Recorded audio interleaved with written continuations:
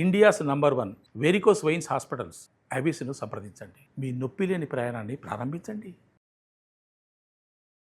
వాగర్థావివ సంపృక్తౌ వాగర్థ ప్రతిపత్తయే జగతః పితరౌ వందే పార్వతీ పరమేశ్వరౌ. ఆదిత్యాయ చ సోమాయ మంగళాయ బుధాయ చ గురుశుక్ర శనిభ్యశ్చ రాహవే కేతవే నమః. శృంగేరి జగద్గురు పీఠాధిపతులకి, కంచి పీఠాధిపతులకి నమస్కారములు తెలియచేసుకుంటూ కార్యక్రమాన్ని ప్రారంభిద్దాం. జూలై నెల 16వ తారీఖు నుంచి 31వ తారీఖు వరకు ద్వాదశ రాశుల వారికి సంబంధించినటువంటి శుభ అశుభ ఫలితాలు, ఏ రోజుల్లో మానసికంగా ఆనందంగా ఉంటారు, ఏ రోజుల్లో అసంతృప్తి ఆందోళనతో ఉంటారు, అలాగే ఏ రోజుల్లో ఖర్చులు ఎక్కువగా ఉంటాయి, ఏ రోజుల్లో ఆదాయ మార్గాలు ఎక్కువగా ఉంటాయి, ఉద్యోగ సమస్యలు, ఇలాంటి వివరాల గురించి క్లుప్తంగా తెలియజేసే ప్రయత్నం చేస్తాను. కాబట్టి వీక్షించేటువంటి ప్రేక్షకులకి చిన్న గమనిక, మీరు మీ యొక్క జన్మ నక్షత్రం ఏదైతే ఉంటుందో ఆ నక్షత్రం ప్రకారం ఉన్నటువంటి రాశినే మీరు పరిగణనలోకి తీసుకోవాలి. నామ నక్షత్రం పేరు మీద ఉన్నటువంటి రాశిని తీసుకోకూడదు. జన్మ నక్షత్రం లేని వాళ్ళు నామ నక్షత్రం పేరు మీదనే చూసుకోవాలి. పైగా చాలామంది సన్ జొడాయిక్ సైన్ అంటే ఈ మంత్ నుంచి ఈ మంత్ మధ్యలో పుట్టినటువంటి వాళ్ళు ఒక రాశికి చెందుతారని చెప్పి సూర్యమాన సిద్ధాంతం ప్రకారం ఉంటుంది. అది ఈ చెప్పబోయేటువంటి ఫలితాలకి అది ఏమాత్రం కూడా సరిపోదు. అది విషయాన్ని గమనించుకొని చూసుకోవాలి. కాబట్టి జన్మ నక్షత్రము, జన్మ రాశి లేదా ఈ రెండు లేకపోతే నామ నక్షత్రము, నామరాశి మీద ఉన్నటువంటి వివరాలనే మీరు ఆ రాశి ప్రకారమే చూసుకుంటే మీకు రమారమిగా మీ ఈ చెప్పబడే ఫలితాలు మీకు సరిపోతాయని చెప్పవచ్చు. ఇక కార్యక్రమంలోకి బయలుదేరదాం. జూలై 16వ తారీఖు నుంచి 31వ తారీఖు వరకు మిథున రాశిలో జన్మించినటువంటి వారికి ఏ విధంగా ఉండబోతుందో తెలుసుకునే ప్రయత్నం చేద్దాం.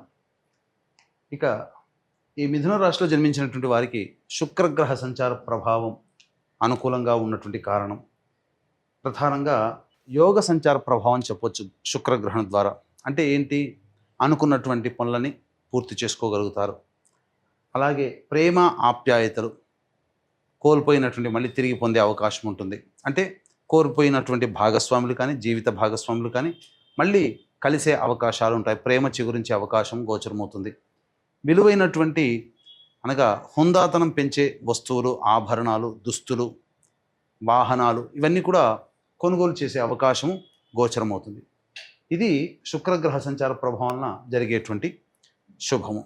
ఇక రాశిలోనే గురువు సంచార ప్రభావం ఇది కాస్త కొన్ని ఇబ్బందులకు గురి చేసే అవకాశం, అంటే డెసిషన్ మేకింగ్ని తీసుకోలేకపోతారు ఈ మిథున రాశిలో జన్మించినటువంటి వారని చెప్పవచ్చు. అంతేకాకుండా పెద్దల ఆశీర్వచనం అనేటువంటిది ఉండకపోవడం, అలాగే ఏది ఏమైనప్పటికీ కూడాను ఇతరులతో ఏ విషయం కూడా చర్చించుకోలేని మనస్తత్వము ఈ యొక్క మిథున రాశి వారికి గురు సంచార ప్రభావంలో కలుగుతుంది. ఇక్కడ జరిగేటువంటి నష్టం ఏంటంటే ప్రతి దాంట్లో కూడా మనకన్నీ తెలుసు, మనమే గొప్ప, మనకు మించి ఎవరు లేరు అనే భావంలో ఉండడం వల్ల చాలా మటుకు మంచి అవకాశాన్ని కోల్పోతారు. కాబట్టి వాస్తవ సమయానికి తగ్గట్టుగా, సందర్భానికి తగ్గట్టుగా ప్రవర్తించినట్లయితే గురుగ్రహ దోషము తగ్గుతుంది. మీకు తెలిసిన జ్ఞానాన్ని, మంచిని ఇతరులకి పంచండి. తప్పకుండా గురువు ఇచ్చేటువంటి నెగిటివ్ ఫలితాలు తగ్గుముఖం పడతాయి. ఇక ద్వితీయ స్థానంలో రవి యొక్క సంచారము, ఇది ఉద్యోగంలో లేదా వ్యాపారంలో, వృత్తిలో జరిగేటువంటి కొన్ని తప్పుల వల్ల ధన నష్టం కలిగేటువంటి అవకాశం ఉంటుంది. కాబట్టి జాగ్రత్తలు పాటించండి. ఇక బుధగ్రహ సంచార ప్రభావం అనుకూలంగా ఉన్నటువంటి కారణం చేత కుటుంబ వ్యవహారాల్లో ఉన్నటువంటి ఇబ్బందులు తొలగిపోతాయి. కుటుంబ సభ్యులతో ఆనందంగా మీరు విహారయాత్రకు వెళ్ళే అవకాశం కూడా గోచరమవుతుంది. మనస్సు ప్రశాంతంగా ఉంటుంది. అన్ని విధాలుగా యోగంగా ఉంటుందని చెప్పవచ్చు. ముఖ్యంగా ధనపరమైనటువంటి సమస్యల్ని తీర్చుకుంటారు. కుజగ్రహ సంచార ప్రభావం, కేతుగ్రహ సంచార ప్రభావం మీకు సంతోషాన్ని, ఉత్సాహాన్ని, అదేవిధంగా అన్ని విషయాలలో విజయాన్ని మీకు కలగజేస్తుంది. అన్ని విధాలుగా ఆనందదాయకంగా ఉంటుంది. కాకపోతే మాసాంతంలో 29, 30, 31 తేదీల్లో వాహన ప్రమాదములు జరిగే అవకాశం ఉంటుంది. కాబట్టి జాగ్రత్తలు పాటించండి ముఖ్యంగా. అలాగే తల్లిగారి ఆరోగ్యం పట్ల కూడా శ్రద్ధ వహించాలి. వాహనానికి సంబంధించినటువంటి కొనుగోలు అమ్మకాలు, స్థిరాస్తులకి సంబంధించినటువంటి అమ్మకాలు జరిగే అవకాశం ఉంటుంది. ఇక రాహుగ్రహ సంచార ప్రభావము ఇది కొంతవరకు యోగము అవయోగం అంటే మిశ్రమ ఫలితాలు రాహు ఇస్తాడు. శని కంటక శని దోష ప్రభావము మరి వక్రీకరించినటువంటి కారణం చేత నవమ స్థానం కూడా. కాబట్టి ఈ సమయంలో తండ్రి గారి ఆరోగ్యం పట్ల శ్రద్ధ వహించాలి. ఇది ఈ మార్పు 13 జూలై నుంచి గోచరమవుతుంది కాబట్టి జాగ్రత్తలు పాటించండి.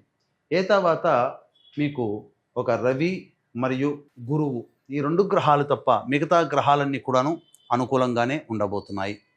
కాబట్టి అన్ని విధాలుగా యోగదాయకంగా ఉంటుందని చెప్పవచ్చు.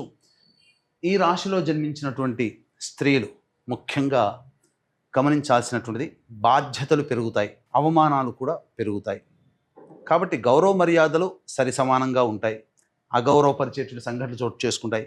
మిమ్మల్ని ఉపయోగించుకోవడానికే ఇష్టపడతారు తప్ప మిమ్మల్ని దగ్గర పెట్టుకొని మిమ్మల్ని గౌరవంగా చూడడానికి ఇష్టపడరు.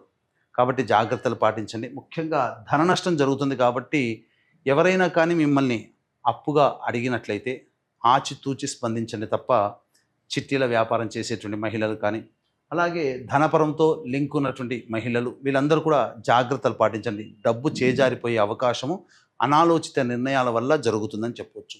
ఇక ఈ రాశిలో జన్మించినటువంటి గర్భవతులు ఎవరైతే ఉంటారో వాళ్ళకి చక్కటి శుభమైనటువంటి యోగకాలంగా చెప్పవచ్చు.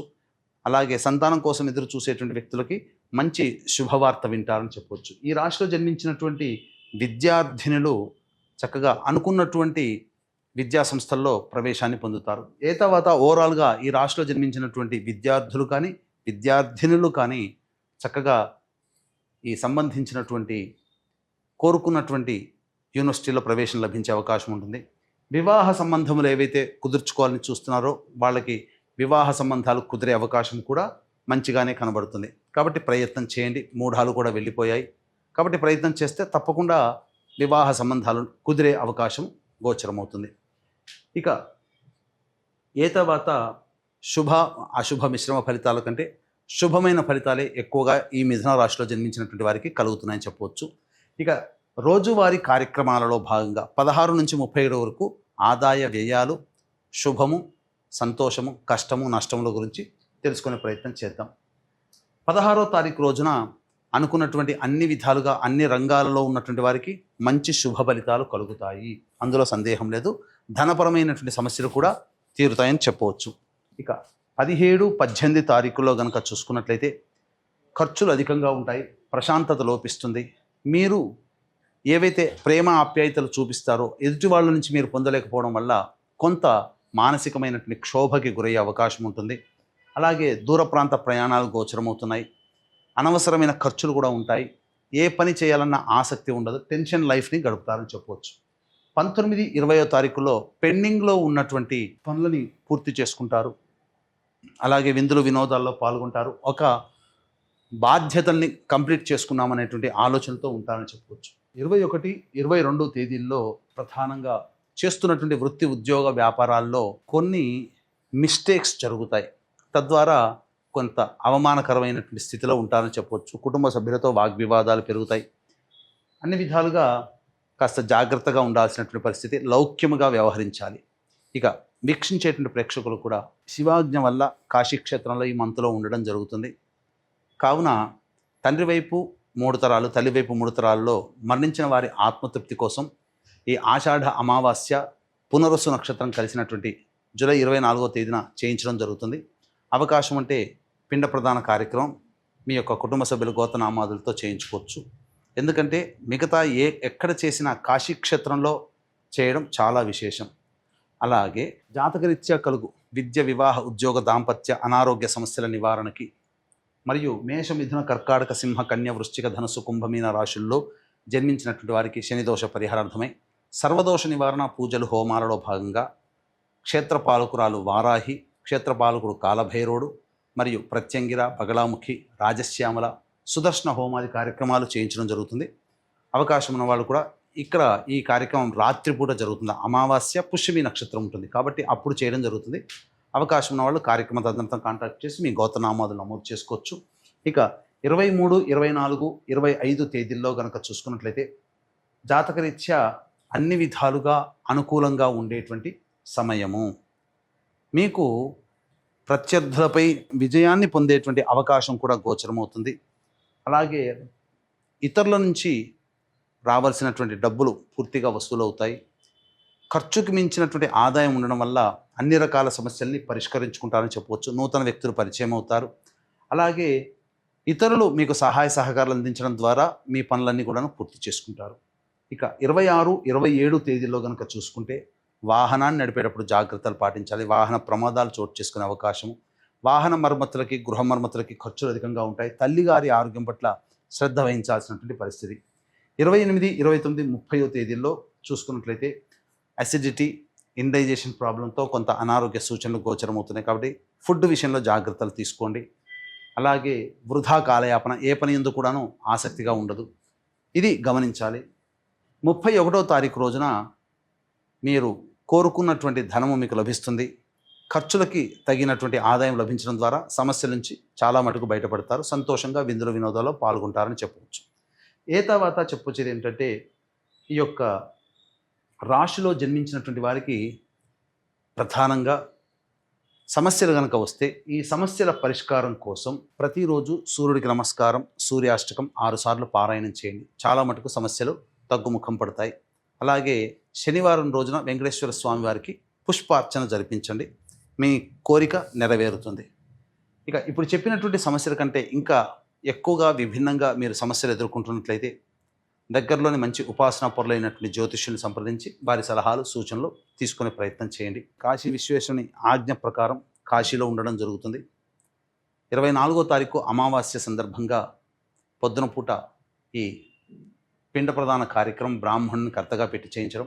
అలాగే రాత్రిపూట అమావాస్య పుష్యమి నక్షత్రం ఉంటుంది కాబట్టి సర్వదోష నివారణ పూజలు, హోమాలు అవకాశం ఉంటే ఆ కార్యక్రమంలో నమోదు చేసుకునే ప్రయత్నం చేయండి. సర్వం శ్రీ ఉమామహేశ్వర పరబ్రహ్మార్పణమస్తు.